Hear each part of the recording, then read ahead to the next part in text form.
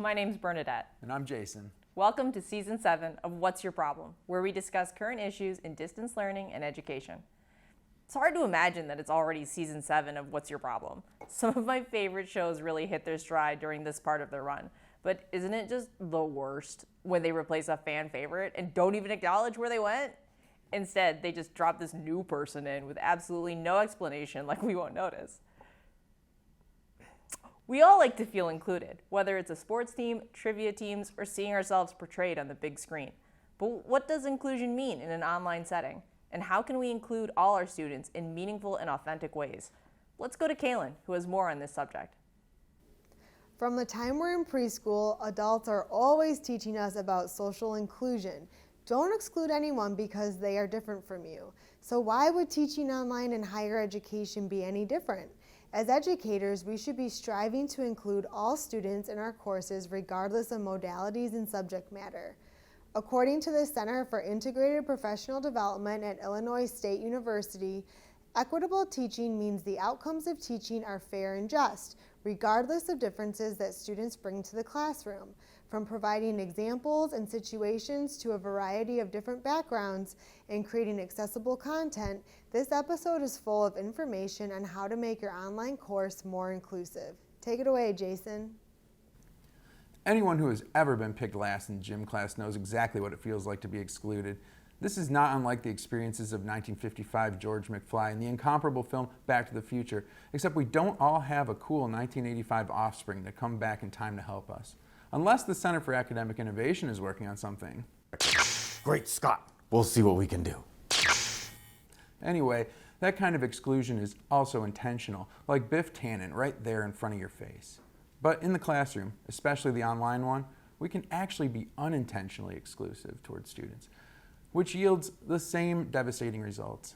However, by being aware of a few simple guidelines, you can avoid some basic errors that could lead to students feeling less excluded. First, look at the visuals and multimedia utilized in your course. Who, what, and where is depicted on these items.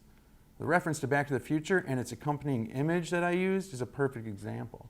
That film made my point, but it could have been made thousands of ways with perhaps a more diverse film and image to telegraph a more inclusive approach without sacrificing my main idea. Second, what research or referenced authors are you using to substantiate your information? In this case, I could tell you that according to a recently released Diversity, Equity, and Inclusion framework from OpenStax and Rice University, we should ensure that we recognize key contributors from all backgrounds and that our real-world examples are also diverse. This is completely appropriate and of no consequence to my point. However, if I'm looking to inject some additional representation into my work, I could also tell you that according to a 2018 article published in the Harvard Business Review, Harvard business professors Celia Deanca and Salvador Aragon state that broadening the representation of diversity in a company or a group contributes to an enhanced image and reputation from others. This can be applied to how students might view a course, instructor, or an institution. Now I've both strengthened my argument and included a few more diverse pieces of information. Finally, don't go overboard. The point is not to completely eliminate presence of typically overrepresented groups in favor of all minoritized people. That can lead to a sense of artificiality.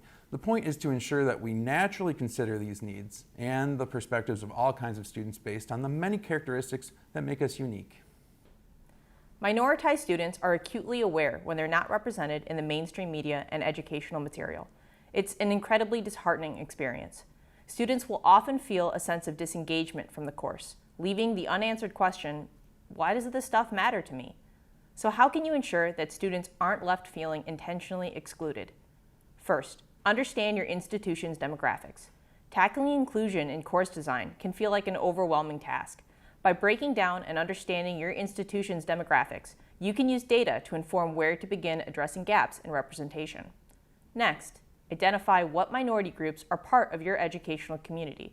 When people address issues surrounding DEI, the first groups people think of are those identifying race and sexual orientation.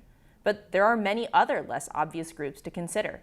Consider some of these groups: gender, neurodivergent and varying physical abilities, socioeconomic and educational, generational, geographical, religious, body type. Let's examine one of those groups in greater detail. For example, take generational diversity. Do all the course's images represent typical college students between the ages of 18 and 22? What about students who took a gap year? Students who decided to work before pursuing higher education? Veterans who served for years and decided later in life to pursue higher education? Or consider socioeconomic diversity. Do case studies or content examples assume students come from a middle to upper class background?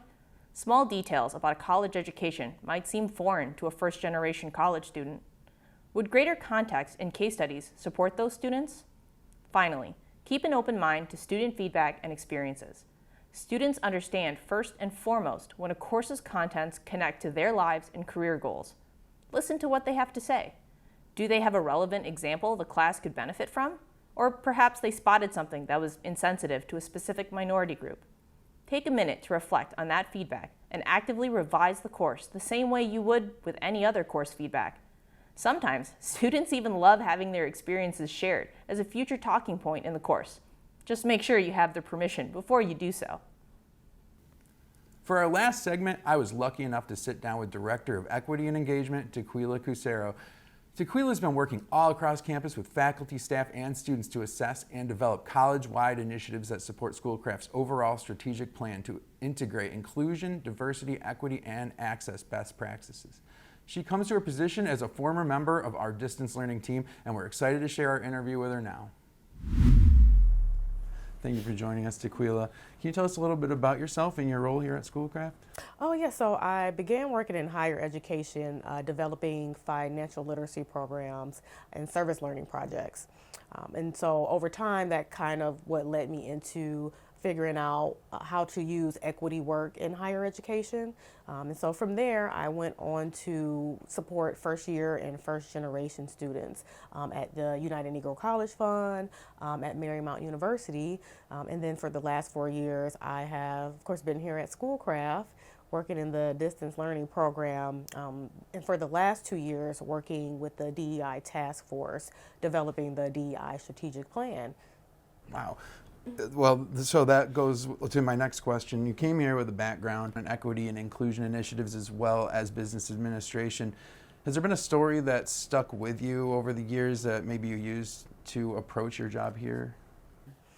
So I wouldn't say there was a particular story. What I would say is that my experience has led me to understand how deeply rooted some of these issues are and how much work it will take to unravel and change those systemic issues. And I would say that my business experience has taught me that there's never a perfect way or a perfect time to do this work. You just have to, the time is always now, and you have to improve as you go along, as you're creating change. Okay, so the topic of this episode is building inclusivity into your distance learning courses. So beyond distance learning, what advice do you have for those of us who want to be DEI advocates but aren't sure where to start? Yes, I would. I recently talked about this in an email that I sent out recently to the campus community, and I would say there are 3 ways that you can begin to take this journey. The first one is to actually understand and learn about the policies and practices in education and higher education specifically that we have contributed to marginalizing our students. The second way would be to understand and learn about the best practices and frameworks that our colleagues have created to address some of these systemic issues. And then the final action point would be to actually look at where you are in the system and figure out how you can make change. So it doesn't matter whether you work in the sciences or you work in advising, there is a way that you can make an impact in your area, and I would start there. That's great. I speak for everyone, especially your colleagues in distance learning, and that we are beyond excited to partner with you on all your successes and goals in the future, and thank you for joining us. Oh, thank you for having me. Wow, what a premiere episode we put together for you. Tequila shared practical examples for applying equity and inclusion initiatives in the classroom. And while evaluating your courses for inclusiveness, be sure you're including examples and content from a variety of sources to try and equally represent your student body. Remember, diversity isn't only race-related. There are several types of diversity groups for you to consider: gender, physical abilities, generational, religious, among more. When the Data Bites newsletters are emailed, read through them to ensure you truly understand who your students are. Awesome recap. What's Your Problem wants to hear from you. If you have any idea you'd like us to discuss in a future episode, or if you just want to drop us a line, send us an email or follow us on Twitter. Thank you for watching. We'll see you next time.